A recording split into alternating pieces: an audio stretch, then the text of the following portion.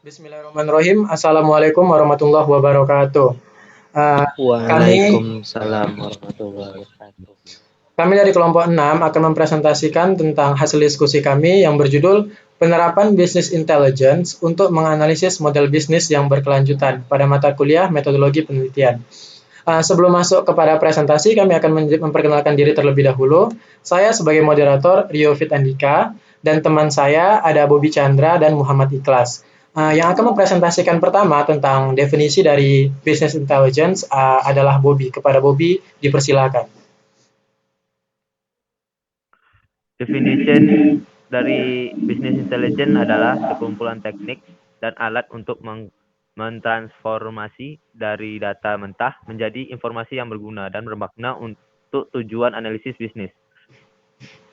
Business intelligence istilah yang mengacu pada sistem digunakan untuk mengumpulkan data dari berbagai sumber, diolah dan ditampilkan dalam bentuk informasi summary yang mudah dibaca, komprehensif dan akurat, digunakan untuk mengukur dan menganalisa dengan tujuan membantu para pengambil keputusan manajemen agar dapat mengambil keputusan yang lebih efektif. Historinya, awalnya ditemukan oleh Richard Miller Defense tahun 1865. Defense menggunakan istilah tersebut untuk menjelaskan bagaimana seorang bankir, Sir Henry Furness, mendapatkan profit dengan memainkan informasi tentang lingkungannya sebelum kompetitornya.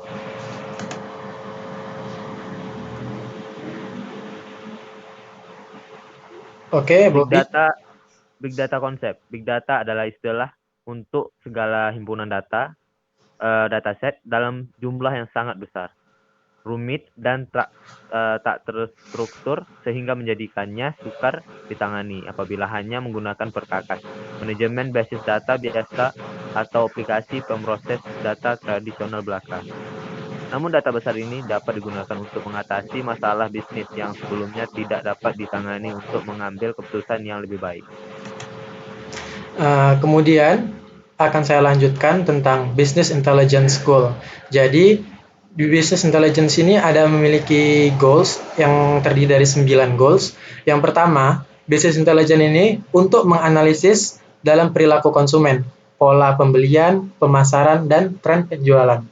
Kemudian yang kedua, untuk mengukur, melacak, dan memprediksi penjualan dan kinerja keuangan. Yang ketiga, penganggaran, perencanaan keuangan, dan peramalan. Kemudian yang keempat, optimalisasi proses dan kinerja operasional. Yang kelima, meningkatkan efektivitas pengiriman pasokan. Yang keenam, analisis CRM atau Customer Relationship Management. Kemudian, Business Intelligence ini juga bisa untuk menganalisis resiko, analisis nilai strategis, analisis media sosial. Jadi, Business Intelligence ini sangat berguna karena poin-poinnya adalah ketika kita menggunakan Business Intelligence untuk menganalisis perilaku konsumen, maka ini akan menggambarkan hasil yang hampir akurat, sehingga kita bisa menggunakan hasil dari Business Intelligence yang telah dianalisis tersebut untuk menjadi patokan ketika ingin memulai bisnis gitu. Karena business intelligence ini dia juga sebagai peramalan gitu atau prediksi. Kemudian business intelligence urgency yang akan dijelaskan oleh Ikhlas. Oke, di sini saya akan melanjutkan business intelligence urgency. Permanfaatan bisnis intelijen dalam memproyeksi kebutuhan konsumen menjadi urgent saat ini demi mempertahankan kelangsungan bisnis dan memberikan servis yang dapat memuaskan konsumen menjadi cara agar terjalinnya hubungan baik antara pihak pembisnis dan konsumen atau dikenal dengan istilah Customer Relationship Management atau CRM. Customer Relationship Management. Customer Relationship Management atau CRM adalah pengelolaan hubungan antara produsen konsumen untuk meningkatkan loyalitas dengan cara mempelajari perilaku konsumen dan memberikan pelayanan sesuai dengan preferensi. CRM dan Business Intelligence Relation.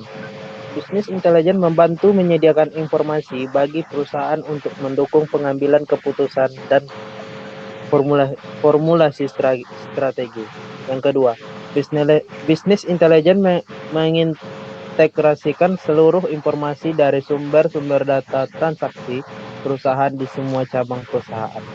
Yang ketiga, memungkinkan pengumpulan data secara terpusat dan menghasilkan informasi yang dapat digunakan sebagai strategi pemasaran.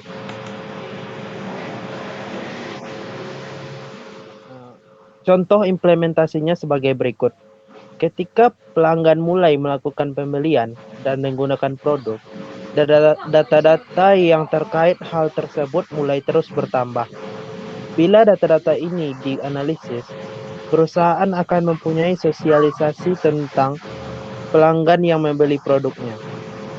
Ini berarti data pelanggan mereka sama bernilainya dengan data produk, yang akhirnya target marketing perusahaan bisa lebih dikembangkan lagi. Dengan business intelligence, yaitu melalui sebuah model yang memuaskan dan teknik data mining, prediksi perilaku dapat membantu divisi marketing menentukan apa yang akan dilakukan pelanggan pada waktu yang akan datang. Business Intelligence Data Analysis. Yang pertama,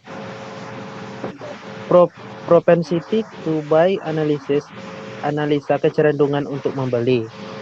Yang kedua itu ada next sequential forecast, yaitu urutan atau rangkaian pembeli.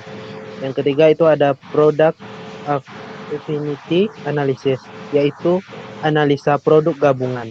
Yang keempat itu ada price elasticity modeling and dynamic pricing, yaitu model harga, elastisitas, dan dinamis.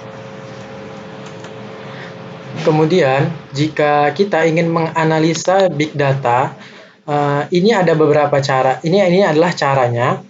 Jadi, misalnya dicontohkan ada sebuah warung telah mengintegrasikan bahan dagangannya itu menjadi warung yang sudah terdigitalisasi. Kemudian setiap pembelian terrecord di dalam database. Jadi ketika kita ingin menganalisa pasarnya, bisa menggunakan cara-cara ini. Pertama, operational system. Kemudian data acquisition, data storage, kemudian analytic. Jadi ini adalah cara kita menganalisis. Pertama, di operational system ini data-data diinputkan. Kemudian di data acquisition datanya diekstrak, kemudian ditransform, kemudian hasil dari transform itu masuk ke data warehouse. Di data warehouse inilah nanti data-data yang sudah diinputkan itu berupa output yang sangat besar. Kemudian data yang di data warehouse ini yang akan dianalisis. Jadi hasil analisisnya itu berupa report. Kemudian reportnya itulah yang bisa menjadi panduan bagi pengusaha atau pebisnis untuk menganalisa dan meramalkan serta memproyeksi bagaimana perilaku tindak customer gitu. Sehingga muncullah CMR tadi, Customer Relationship Management. Mungkin itu saja yang dapat kami sampaikan. Kami dari kelompok 6 berterima kasih atas perhatiannya.